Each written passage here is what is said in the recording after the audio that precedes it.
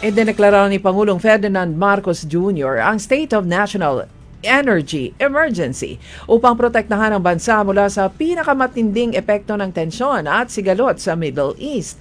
Layunin ng Executive Order No. 110 na agad natugunan ang banta ng katatagan at kasapatan ng supply ng langis makaraang aminin ng Department of Energy na nasa kritikal na sitwasyon ng bansa. Dahil ang Pilipinas ay isang net importer of petroleum products, inamin ng pamahalaan na direktang apektado ang bansa sa biglaang pagtaas ng presyo ng krudo sa world market. Naglaan ang gobyerno ng 20 billion pesos na pondo para ipambili ng hanggang 2 million barrels ng diesel upang mapalakas ang local stockpile habang malabo pang matigil ang gulo sa Middle East. Sinabi ni Energy Secretary Sharon Garin na tututukan ng Philippine National Oil Company ang pag-angkat ng langis mula sa iba't ibang supplier nito.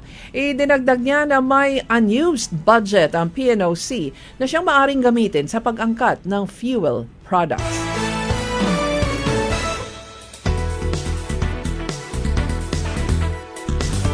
Sinira naman ng Philippine Drug Enforcement Agency ang mga nakumpiskang illegal drugs mula sa iba't ibang panig ng bansa. Nasa 4.5 billion pesos na iba't ibang uri ng droga ang kanilang sinira.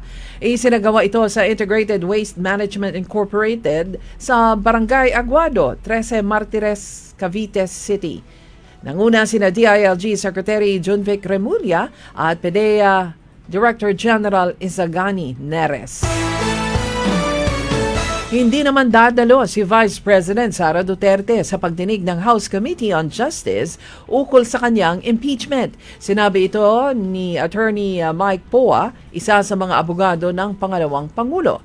Ito sana ang unang pagdinig ng impeachment complaints laban kay VP Sara na unang idineklarang sufficient in form and substance. Noong March 16, nagsumite ang kampo ng Vice Presidente ng kanilang kasagutan sa impeachment complaints.